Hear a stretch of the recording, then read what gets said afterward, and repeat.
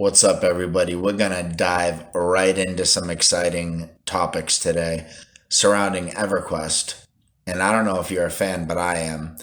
Ever since MMOs were invented, I've been playing EverQuest. Actually, I've been playing since 1999. I was 19 that year, and it was magical. So, anyways, what do we got going on? Looks like we got a new EverQuest game coming out. I'm not really sure of the exact details, but we're going to try to put some of the pieces to the puzzle together here. And we're going to do it in a way that you can see we've got something to be excited about.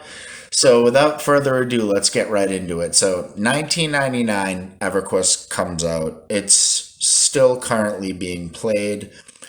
EverQuest has earned over $1 billion as a franchise. That's not EverQuest 2. I'm talking EverQuest. So, and EverQuest 2, we all know, is basically a failure financially and in many other ways. Although I played it, it was exciting. It was EverQuest. Who wasn't excited, but we're not going to get into much about that right now. Anyways, so EverQuest 2, that's still being played. It's free to play just like EverQuest 1. And EverQuest 2 came out in 2004. And yeah, it makes half the money a month that EverQuest 1 does. So next, literally, EverQuest, next. And we know what happened there. Disappointment for most of us. That was going to be the successor to 2, the third installment of the series, and we were all excited. Technology was a little bit better. We didn't really know what we were going to get. But when we saw the little bits that we got, dished, we were like pretty excited. I was. So that turned into a mess. They brought Landmark on that it was basically a world builder. So you had 2 games launching at once simultaneously, basically Landmark and EverQuest Next. Um, Players were going to basically drive content because they were going to build the world in Landmark, and then players were going to be able to play through this world in EverQuest Next. So, yeah, long story short, it failed. Didn't even come out. And the disappointment hatched out in a termination in 2016. So, yeah, that's basically where we stood for years. Disappointment.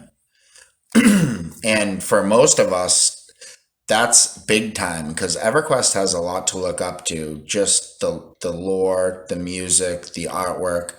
I mean, to this day, I haven't seen anything that's as magical. Will we ever get anything as magical? I don't know, probably not. But do we have something to look forward to? Definitely. So, yeah, after Next in 2016, we were all like, what the fuck's going on here? What are we going to get? Fast forward 2019, Daybreak, who we all know was the biggest disappointment in the history of all MMOs. I mean, most of us considered them the fucking Antichrist. And we were like, this is never going anywhere. I actually lost my original account. I had max level magician, summoner, conjurer in EverQuest. Loved the guy, played him so much, and yeah, needless to say, I just wanted to forget forget about it. So yeah, what the fuck? 2019, Daybreak says we're going to split into 3 studios and we're going to call one of these Darkpaw. So we got Darkpaw Studios now. Darkpaw exclusively works on the EverQuest franchise and is a tight little community, a little team here. We seen a tweet that was the official, basically forming of the Darkpaw Games team. This was exciting, but most of us were like, wait, what the fuck? Why do you need a studio to overlook EverQuest and EverQuest 2? basically those games were just being played so minimally back then. It was like, what the? Anyways, so it's like, yeah, we knew something was up, that they have a studio and they're probably going to use it. Next, we have the first Darkpaw AMA session. This takes place in 2019. So we got executive producer for the Everquest franchise, Holly Longdale. She's getting asked questions. One of the questions is there potential for an Everquest remake? She says, there's definitely going to be something done with the IP. A strict remake, probably not, but it will embody the EverQuest spirit, most likely. So at that point, she didn't seem very excited, really, actually. And it didn't really seem like they were excited about going forward with a new project. I mean, most likely, yada, yada, probably.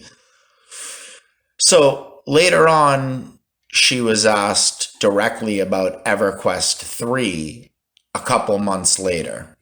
Is there going to be an EverQuest 3? She answers, we have spent a lot of time looking into the future and how we can build the franchise up better than we have in the past.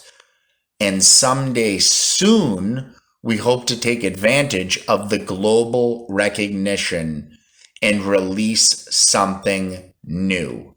So there it is. And she says, can't say when, have no details. But there's two key words there, soon and new. Okay? That's a different tune than she was whistling a few months before. Fast forward again a few months, and they're on the EverQuest show. It's like a little fan show. The EverQuest guys literally ask, is there another EverQuest game in development? This time, she answers, we can't comment on what is currently in development, but we promise there is a future for EverQuest, and we will take advantage of the IP when we make a new game. So, I mean, it's like almost contradictory, but if you put the two things together, it looks like they want to make a new game soon and use the EverQuest IP and take advantage of it. So, I mean, there you go. You got that all at the end of 2019. We're getting at the end of 2019 now. And Amazon Games is getting ready to release New World. This New World's coming up.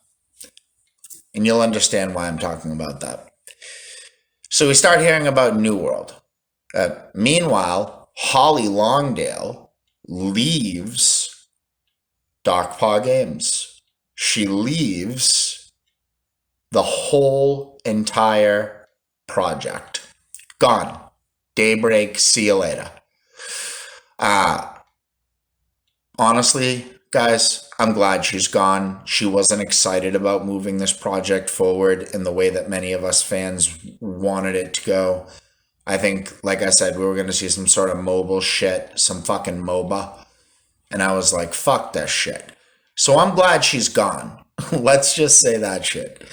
And so we got her gone. We're hearing about New World. Boom, boom, boom, boom, boom. Fast forward a bit. New World releases, and it's shit. The fucking launch is terrible, right? And Amazon pumped shitloads of money into this thing in every way, shape, and form. I mean, into development, design, into promotion, distribution, all the shit. And it still fucking failed. And they were like, fuck, this is fucking brutal, right? Well, right after the launch, something weird happens.